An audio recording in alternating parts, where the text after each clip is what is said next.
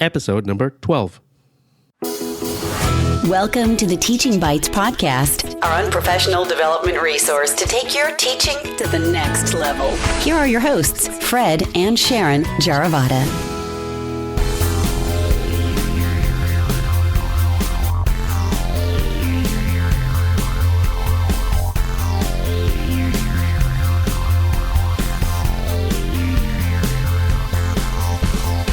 Welcome to our show where we share bite-sized tips and ideas so you can make them your own. Whether you're a new teacher or a veteran teacher that needs an extra spark, we're here to help you take your teaching to the next level. We're your hosts. She's Sharon. And he's Fred. Welcome back, everyone. This is part 2 of our favorite productivity tools. Last week was part 1. And this episode, we're going to share more of our favorite tools that we use in school and also that we have our 2 students use as well. Right? Yep. Mm-hmm. And to start off our episode 12, we have fun facts for number 12.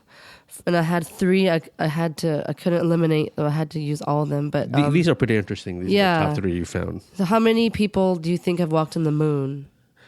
There are 12. 12. I Nice. can't even name that many besides Neil Armstrong. Well, that's the first one. That's why. Buzz Aldrin. They're the first guys. That's Right. why. Right. And then also there are normally 12 pairs of ribs in the human body. What do you mean by normally? I don't know what normally means. Is this where Like a people don't, it doesn't grow or it doesn't harden? Or I don't know. Because I know it's cartilage, right? And then it grows, gets stronger. Or am I wrong? You biology teachers, please let us know. Yeah, I'm not sure about that. I know people have they remove it sometimes to reduce the waistline. Like Janet Jackson did that a few years ago. The rumor was that she did that. Yeah, I thought we had maybe 6 pairs, but maybe we should count them. No, we have 24. Yeah, usually it's 24, but 24 ribs, but just the word normally. Yeah. Interesting. And the Beatles, we know the band Beatles. Who are they? I don't know who they are. I don't know either. I forgot. Probably John Ringo, the Paul, greatest George. band ever, right? They had released 12 albums, and I actually thought there were more. But they were so big that I guess they seemed like they released double. Well, I think there's also the studio. They released like special editions, live editions, and greatest hits. Yeah, and that's why it unplugged, sounds like number ones and so on. It seems like they did a lot.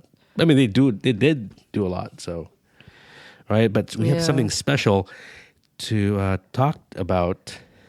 Yeah, and I was getting the mail yesterday and, looking through real the mail this time, not emails. Snail mail, that's right. Looking at bills, and we're like, okay, this is another, some letter for me about something not relevant. And then suddenly we got this postcard.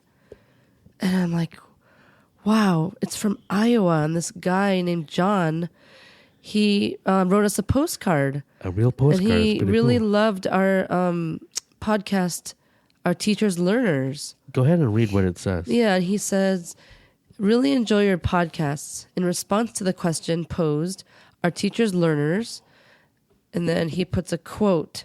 It says, who dares to teach must never cease to learn, by John Cotton Dawa. I'm not sure of the spelling, but he wrote below that this is inscribed in the entrance to a grade school in my hometown of Quincy, Florida.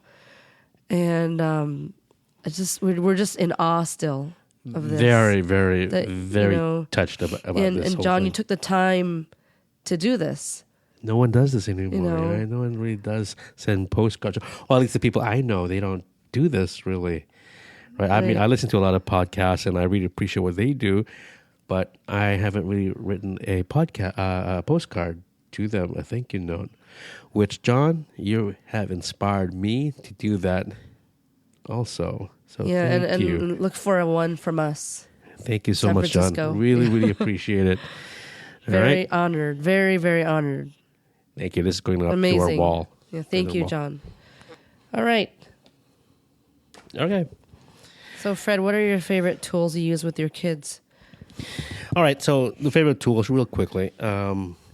I talked about this a little bit over the few past episodes.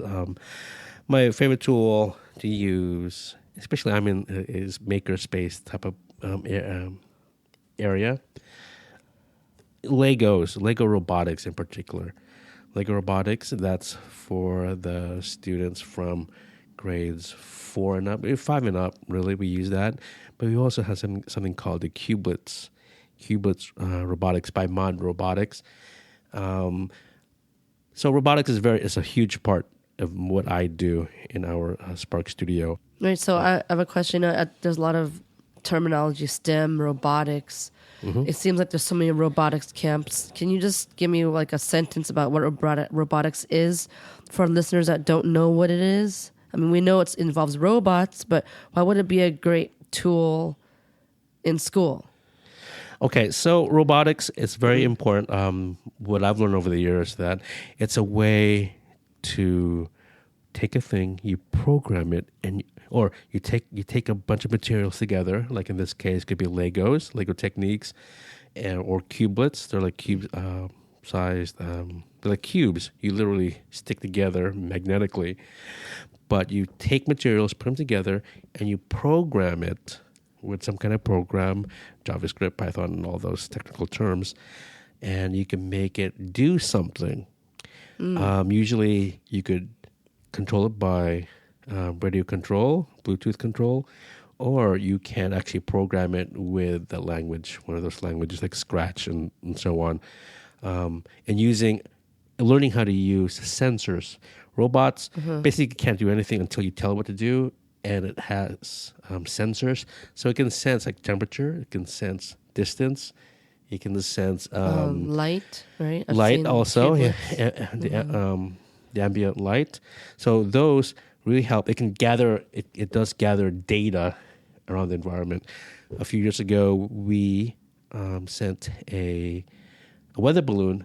That was one of our awesome. teachers, Elena, that a science teacher. We had a weather balloon go up. Unfortunately, we didn't have any kind of sensors to go up there to measure, the barometric. Am I pronouncing it correctly? Barometric pressure and the temperature. We didn't have that, but basically, robots can do that. That's what robots do. Sensors, and they take data, and it downloads the data to your computer, and you could interpret the data, and you could tweak it.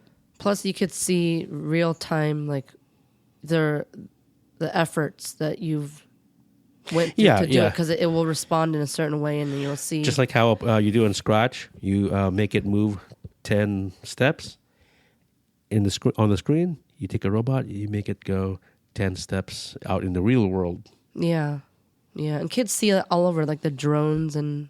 It's all over now. I mean, it's in the park. It's all over. It's you slap a GoPro on it, and you take some incredible footage. Yeah.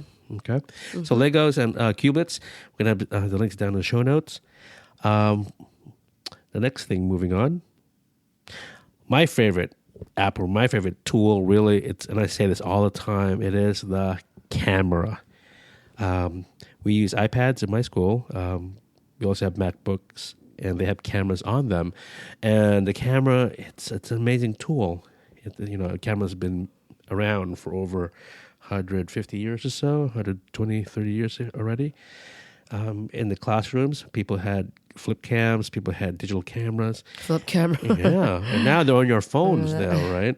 So the camera, we use it to document learning process. The students do that. They take a picture of what they're trying to explain, or they use the camera to take video of the whole learning process, and they do a reflection. So they point the camera to themselves, and they reflect on what they just learned. I like doing it a video reflection that's raw, not really edited. And just go ahead and just upload it, and then they can reflect. You can watch that video the first time, and then maybe a month later, they can talk about how they feel, if their feelings have changed since the first video. And actually, I saw this on you have a blog, right? And the kids uploaded their reflections on your blog or somewhere. Yeah, we have a a school server. Yeah. Yeah, that's very powerful. I mean, their audience it's public. Yeah.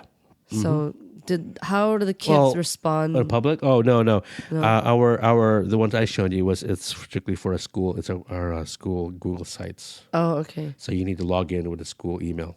Okay. How are the kids responding to reflect on it on video? Do they like it, or would they? I think they liked it. I think it's hard for them, especially with certain students, like with the boys. It's harder for them just to reflect. It depends on the age group. Some of the kids love talking, and most of the kids don't like talking. That's the challenge. That's the challenge of trying to get a pre-adolescent boy or a teenager to reflect. Yeah, right. It's hard. What's this for? But with YouTube now, it's becoming more commonplace now. Talking heads on YouTube. It's happening more and more. Well, and this helps kids with their public speaking skills. Mm-hmm. And I was thinking even for my class, for my second language learners, having pictures, having them take pictures of something that whatever they're learning, and they can write about it, is really helpful for them too. Right. Mm-hmm. So, the camera, my favorite app, my favorite tool. Another favorite of mine, probably the second or third favorite thing I've been using, and I've introduced it to my students, is something called Canva, Canva. It's a free website. They also have an iOS app, and I believe they have one for Android as well. It is a free graphic design tool. Think about it as Photoshop, but Photoshop for the rest of us. Photoshop is really used for like the higher end user, like professionals and intermediate users. Canva, it's a drag drop. You can search, so it has a database of icons and pictures, and you can choose those, and you can even upload your own picture, and you can drag it and drop it into the canvas, and you can start building your image. You can you have fonts. You can add fonts, font sizes, colors, and so on.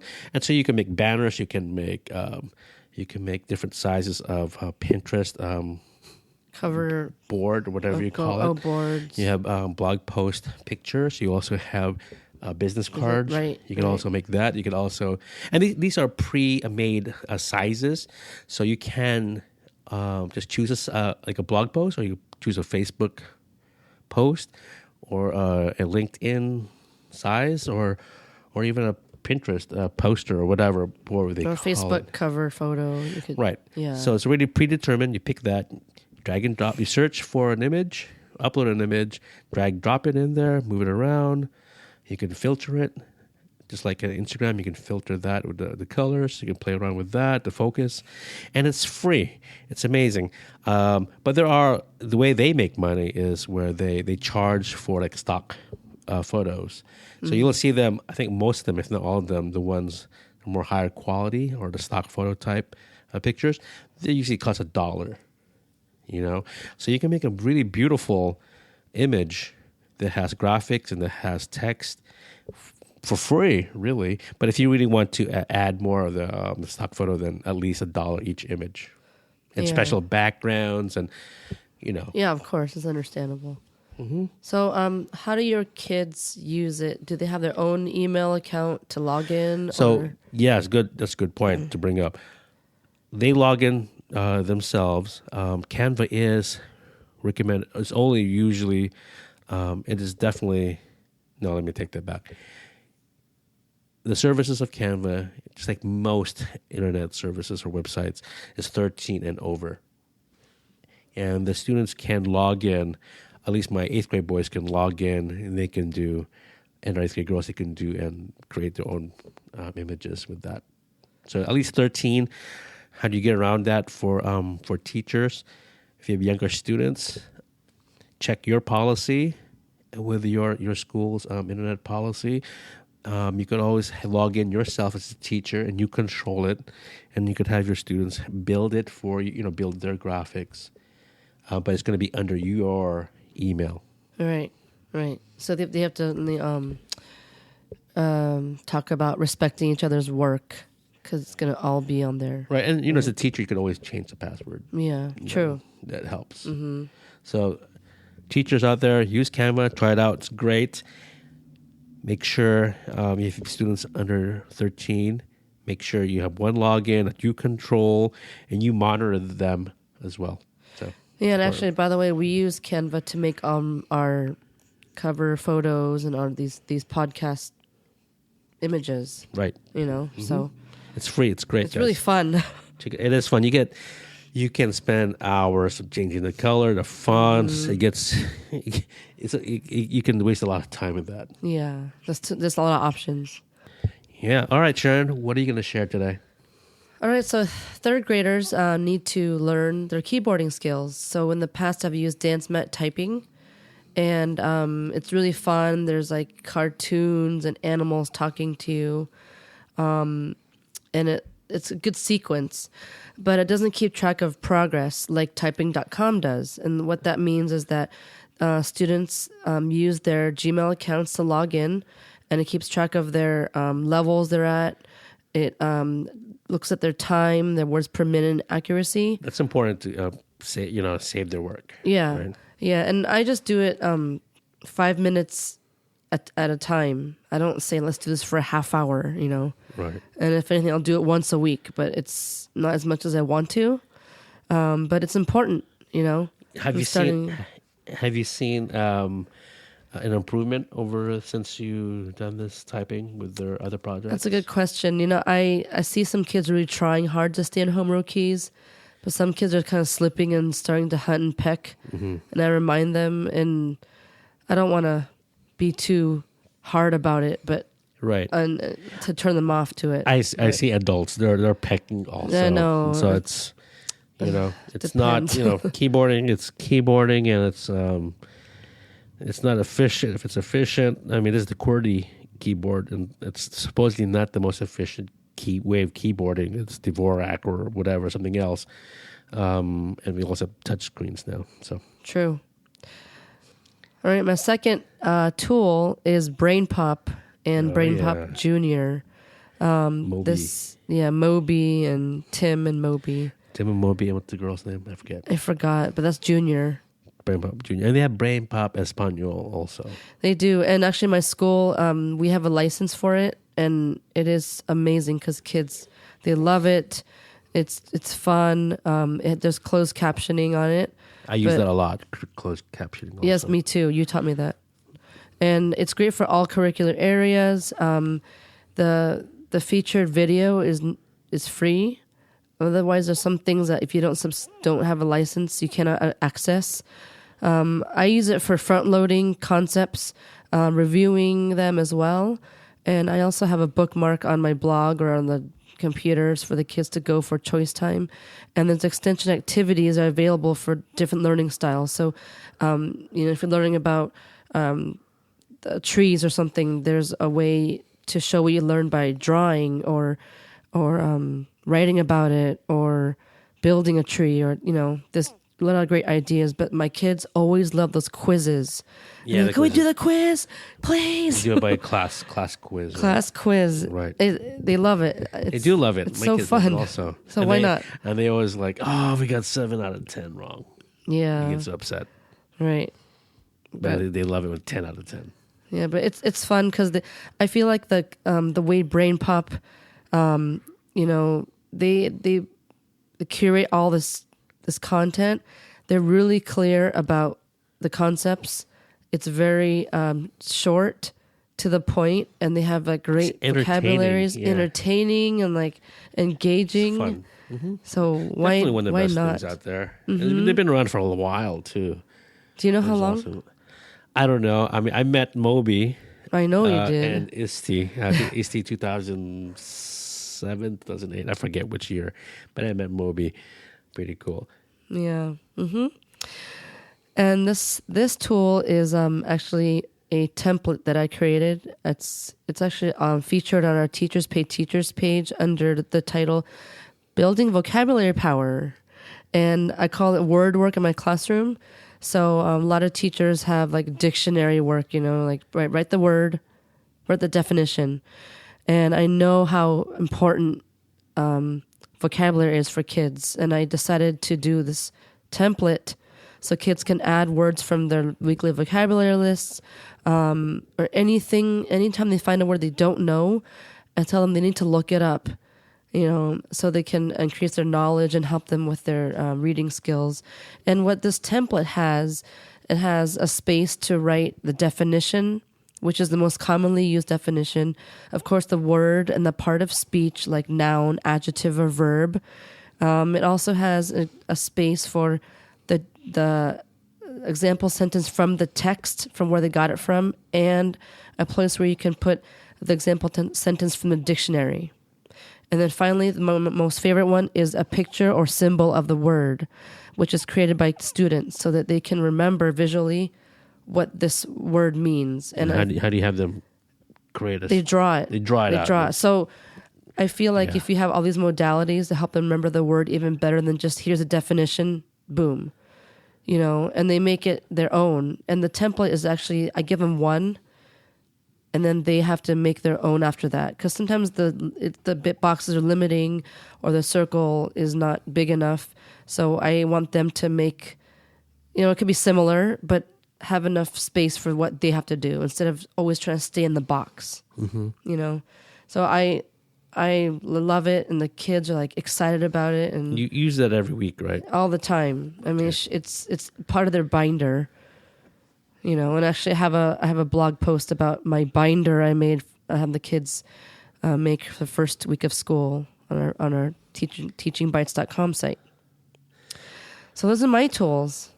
Very, very impressive. Yep, I love Brain Pop. Right. So we got Legos and Cubelets, and using cameras to document the process and reflection, and talked about Canva and how great this tool is to make graphic designs. Yep. Typing.com, Brain Pop and Brain Pop Jr., and the vocabulary power from Teachers Pay Teachers. And we'll have a link on that. Thank you for that too.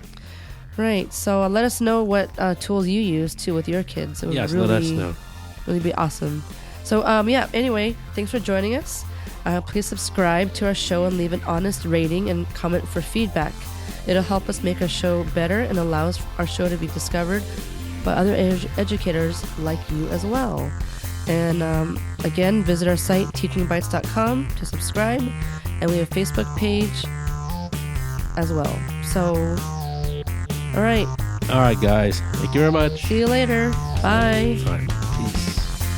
Thank you for listening to the Teaching Bytes podcast at www.teachingbytes.com.